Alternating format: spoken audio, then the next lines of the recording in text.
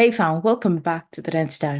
So we are back again with another video and अभी recently जो पहलगाम में हुआ वो भाई बहुत ही गलत हुआ एंड उस पर मैंने अपने दूसरे चैनल पे हमने डेडिकेटेड वीडियो बनाई है, तो मैं उसका लिंक आपको दिखा दूंगा, यहाँ पे डाल दूंगा, तो आप वो जाके डेफिनेटली चेकआउट करना, क्योंकि उसमें मैंने कुछ ऐसी बातें करी हैं जो शायद कुछ लोगों को ऑफेंड कर सकती हैं। तो जाके आप अगर ऑफेंड नहीं होने वालों में से हो तो to check that out. But आज हम उसी टॉपिक से रिलेटेड एक वीडियो कवर करेंगे फॉर दिस चैनल जो खान सर ने वीडियो निकाली है।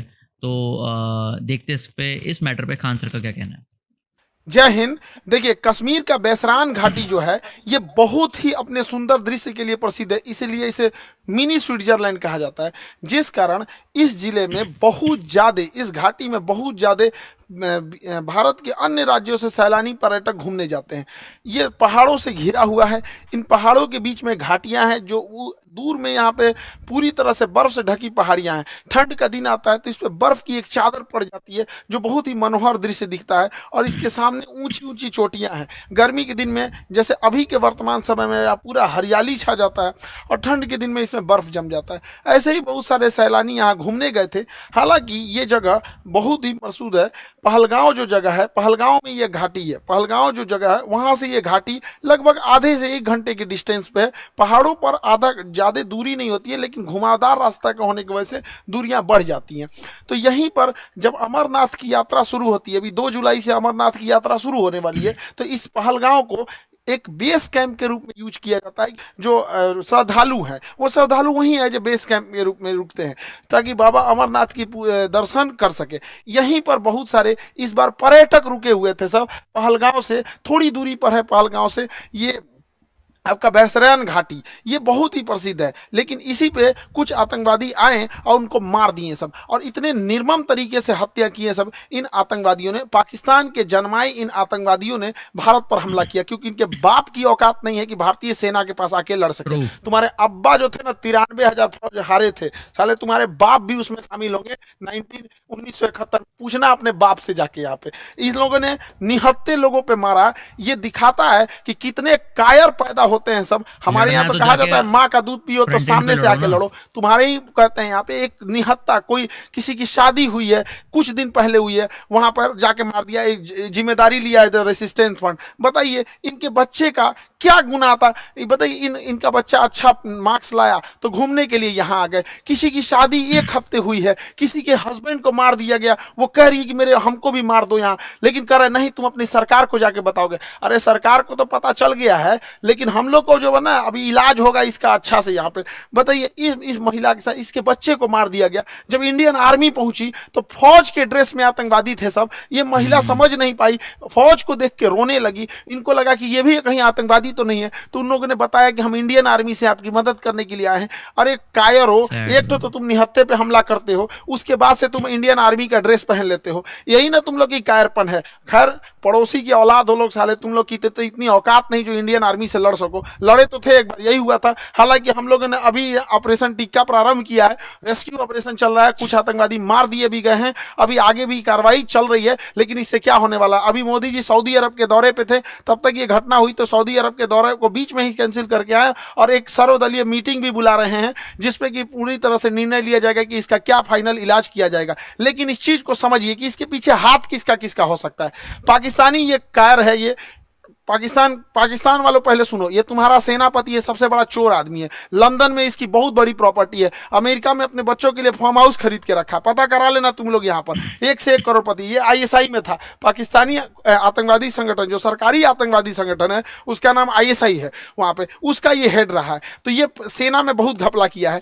और सेना का मनोबल डाउन हो गया है इसके वजह से। तो ये सोच रहा है एक तो एस्केलेट हो जाए, एक लड़ाई एस्केलेट हो जाए। इसलिए इसने रावलपिंडी में एक भाषण दिया था कि हम बताएंगे कि क्यों पाकिस्तान अलग हुआ था। अरे पाकिस्तान इसलिए अलग हुआ था कि एक साफ सुथरा इंसान सुअर के साथ नहीं रह सकता है। तुम्हारा जो सरगना था जिन्ना, उसने अलग कर दिया भारत से, सुअरों को अलग करके वहां अलग कर दिया। तो ये पूरी के पूरे वहां पे जो पाकिस्तान यहाँ से गए थे लोग ना, ये सोच के कि पाकिस्तान एक बहुत खूबसूरत देश बनेगा। देख लो तुम्हारे देश में क्या हाल हो चुका है। यहाँ पर दुनिया थूकती है साला। अगर एयरपोर्ट पे पता चल जाए कि पाकिस्तानी है तो बगल का आदमी उठ के चला जाता है। अगर जहाज में पता चल जाए कि मेरे बगल में पाकिस्तानी बैठा है, उसका पूरा रास्ता पर टेंशन में रहेगा कि पूरी तरह से सलामत जा पाएगा कि रास्ते में फटेगा यहाँ पर।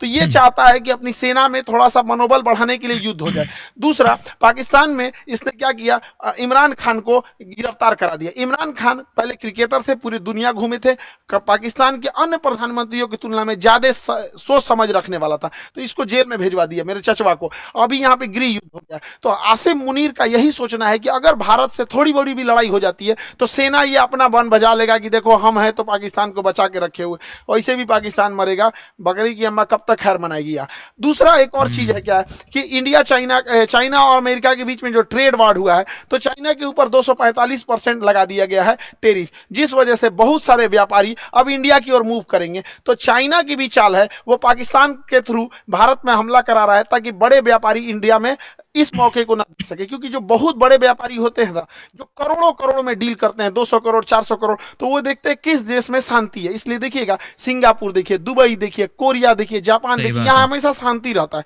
तो वैसे ही देखते हैं। तो चाइना को लगता है कि इसका फायदा कहीं इंडिया ना उठा ले, इसलिए जानबूझ के चाइना पाकिस्तान को उकसा रहा है। और देखिए जब कोई इंसान भिखमंगा हो जाता है, पूरी तरह कंगाल हो जाता है, अपनी इज्जत खत्म हो जाती है, तो दूसरे को डुबाने में लग जाता है। यही काम पाकिस्तान कर रहा है। ये आतंकवादी आए और वहां पर्यटकों के ऊपर गोली चलाने लगे। आतंकवादियों के मंसूबे को समझिए, गोली मारे हैं उनके मंसूबा को समझिए। गोली मारने के बाद महिला को कहती है कि हमें भी मार दो, तो कहता है कि नहीं, तुम्हें नहीं मारेंगे, तुम जाके अपनी सरकार को बताना। मतलब इन्हें पता है कि ये सरकार को बात बताया जाएगा। दूसरी बात, जाति धर्म पूछा गया, हिंदू हो कि नहीं, कलमा पढ़ो। और उसके बाद कोई लोग कह रहे हैं कि आतंकवादी का धर्म नहीं होता है। कलमा कौन धर्म का आदमी पढ़ाता है जी? हाँ, इतनों में आंख नहीं खुल रहा है यहाँ पे। एकदम शर्म लिहाज घोल के पी गए हैं, किसी के सामने निहत्थे को मार दिए हैं।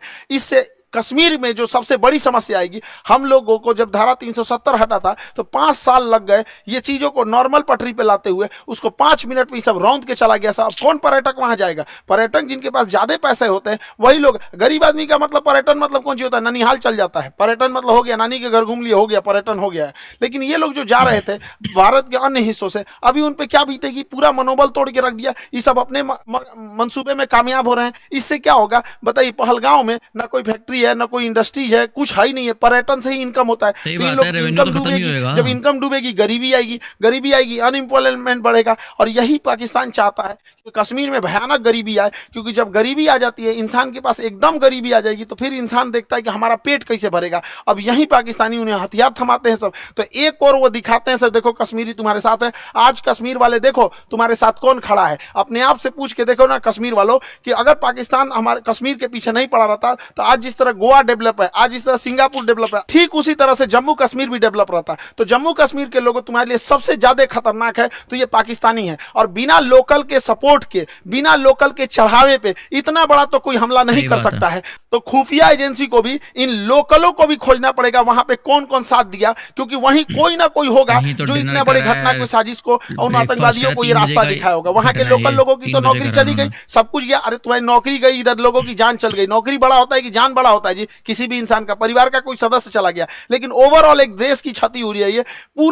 पूरी दुनिया इस पे क्या करेगी? दुनिया को क्या करना है वो तो देखेगी कि भारत एक अनस्टेबल है। कश्मीर के मुद्दा को दोबारा वो पाकिस्तान ऊपर की ओर बढ़ा रहा है। अभी भारत सरकार को इस पे सख्त एक्शन लेना चाहिए। पाकिस्तानी जो भारत में इलाज कराने आ रहे हैं, सबका वीजा रद्द कर देना चाहिए। भारत सरकार ने सार्क का वीजा रद्द किया है, जो बिजनेस के लिए आते हैं। कोई भी पाकिस्तानी को, चाहे हार्ट ट्रांसप्लांट हो, चाहे किडनी ट्रांसप्लांट हो, इंडिया में आने ही नहीं देना चाहिए, क्योंकि इंडिया में इलाज बहुत सस्ता होता है। आते हैं चेन्नई, आते हैं मुंबई, दिल्ली, इलाज करा के चले जाते हैं। बाहर में जाओ, सोच रहे तो नहीं, मरो वहीं पे जहां जाना है तुमको। एकदम कोई वीजा उजा, कोई इंसानियत मरम्मत नहीं करना चाहिए यहाँ पे। एयर स्पेस तो हम लोग का बंद ही है पाकिस्तान का। एयर स्पेस की वजह से पाकिस्तान को बहुत घाटा लग रहा है, लेकिन भिखमंगों को क्या चाहिए? जीने के लिए तो कैसे भी जी लेंगे। सिंधु जल समझौता 1960 के तहत हम लोग सिंधु नदी तंत्र के 80% जल छोड़ देते थे। भारत ने अभी समझौते को सस्पेंड किया है। सस्पेंड करने से फायदा यह है कि हम लोग कभी जब मन तब सस्पेंड कर देंगे, जब भी इस तरह की घटना होगी। लेकिन सिंधु जल समझौते को सस्पेंड कर देना कोई इलाज नहीं है, क्योंकि इसके पानी को हम डाइवर्ट करके लेके कहां जाएंगे? इसके लिए हमें नया बांध बनाने की जरूरत है। तो बहुत सारे बांध, जब तक ये समझौता सस्पेंड है,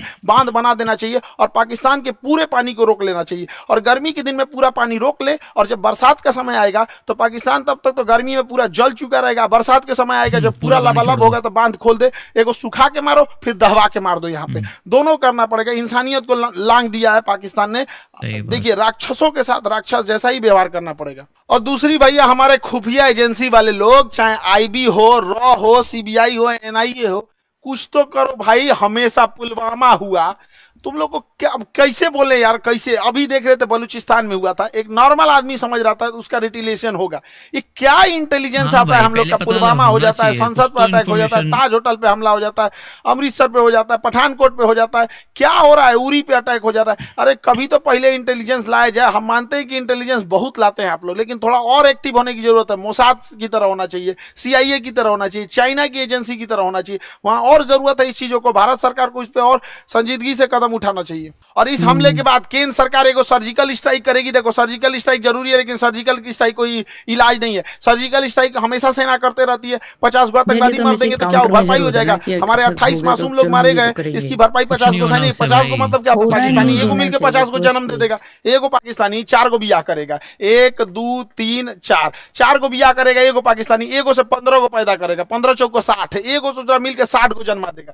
जन्म लेने में क्या जाता है? मरने के लिए हो रहे हैं, उनका मकसद सुअर भी एक क्लियर साथ है, 16 को जन्म दे देता उनको है। फर्क नहीं इन पड़ता। चोटों को क्या जाता है? आप क्या लगता है सर्जिकल स्ट्राइक से इलाज हो जाएगा? नहीं, सर्जिकल स्ट्राइक इनका इलाज नहीं, इनका ठोस इलाज करना पड़ेगा। 24 करोड़ लोग हैं पाकिस्तान में। जब 24 करोड़ को समझ में आएगा ना, तब ये होगा। इन सब भूखे प्यासे मार देना चाहिए, नेवल ब्लॉकेज करना चाहिए। पूरे भारत के लोगों से कहते हैं अपनी सरकार पे इस बात दबाव बनाया जाए, ये पाकिस्तान है, इसकी जो नौसे यहाँ पर, इसकी जो नेवी है यहाँ पर, ये वाला समुद्र में, यहाँ नौसेना लगा के ब्लॉक कर दिया जाए। अगर हम नेवल ब्लॉकेज कर देते हैं तो इसकी पूरी सप्लाई लाइन कट जाएगी। पाकिस्तान कहीं से सप्लाई नहीं दे पाएगा नेवल ब्लॉकेज होने की वजह से। और पाकिस्तान के बाद जो पेट्रोलियम भंडार है बस 9 दिन का है, 9 दिन के बाद इसके पास पेट्रोलियम खत्म हो जाएगा। तो नेवल ब्लॉकेज लगने के बाद कारण इसके पूरा पेट्रोलियम खत्म हो जाएगा, और हम लोग कहीं ना कहीं ये लंबे समय तक ऊपर से यहाँ पे सिंधु जल समझौता सस्पेंड करके और नीचे से नेवल ब्लॉकेज कर दे। और दूसरा क्या है कि आतंकवादियों को कहते हैं कि तुम लोग धर्म का नाम लेके यहाँ पे जो आतंकवादी घटना करते हो, यहाँ के रहने वाले लोगों को क्या होगा?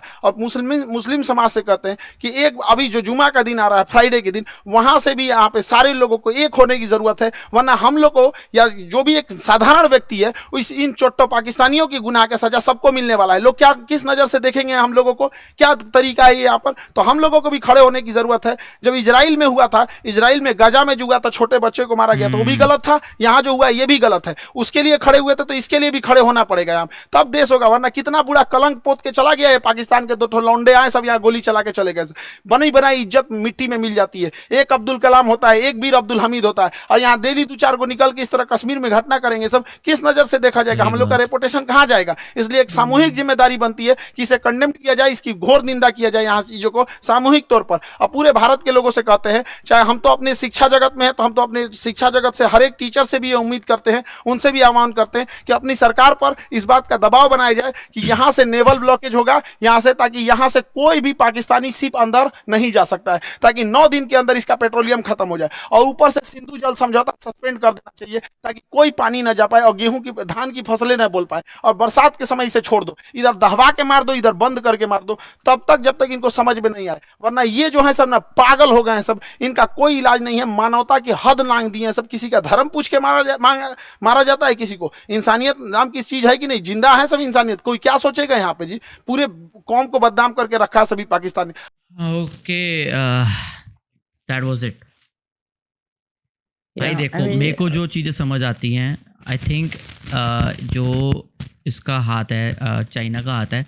चाइना को ताइवान पसंद है बिकॉज ऑफ माइक्रोचिप वाला सीन, एंड चाइना को कश्मीर इसलिए पसंद है, वो पाकिस्तान को इसलिए सपोर्ट करता है क्योंकि पाकिस्तान में कश्मीर में फ्रेश वाटर मिलता है, एंड माइक्रोचिप्स बनाने के लिए फ्रेश वाटर चाहिए होता है। तो उनका पर्सनल खुद का एक मकसद है, मतलब लाइक दे हैव एजेंडा है, क्योंकि वो भाई वो बिजनेस कंट्री है, वो सिर्फ पैसे को मतलब जानते हैं, वो कोई उनका पाकिस्तान को सगा नहीं है। They are into business thing. उनको पाकिस्तान के थ्रू किसी का मतलब कश्मीर के थ्रू फायदा हो सकता है, तभी they are into it. And everything is a tool for them. Even a person has become a tool for them. India ने इंडस वैली वाली ट्रीटी हटाई तो उन्होंने शिमला वाली हटा दी, क्योंकि अब एट द एंड क्या होगा, शिमला ट्रीटी इज़ लाइक कि पहले शिमला ट्रीटी के अकॉर्डिंग होता था कि जो इंडिया और पाकिस्तान, जो कश्मीर का मैटर है वो इंडिया और पाकिस्तान के बीच में है, कोई थर्ड पार्टी इंटरफेयर नहीं कर सकती। अब वो ट्रीटी हट गई तो अब बन गया वो इंटरनेशनल मैटर, उसमें थर्ड पार्टी इंटरफेयर कर सकती है। अब वो वीटो पावर का यूज़ होगा। वीटो पावर है चाइना के पास, इंडिया कोई अलाय है ऐसा है नहीं जो शायद वीटो पावर यूज़ करे। I don't know about US, वो करेगा नहीं करेगा। बोलने का सपोर्ट अलग होता है, बट एक जब ऐसी चीज़ें होती है वो सपोर्ट दिखाना अलग होता है। बहुत सारी चीज़ें हैं, मैंने डिटेल्ड वीडियो कवर करे, तो वो जरूर देखना, Yeah. आपको काफ़ी चीज़ें और समझ आएंगी कि एक्चुअल में This चल was क्या such रहा है। a sad Yes. incident. मतलब 2 डेकेड में कुछ ऐसा हुआ है कि मतलब बहुत बहुत बहुत बुरा है, एंड इसका रिटेलिएशन तो छोड़ो, इसका एक परमानेंट सोल्यूशन ढूंढना पड़ेगा इंडिया को कि Yes. ऐसे नहीं चलेगा।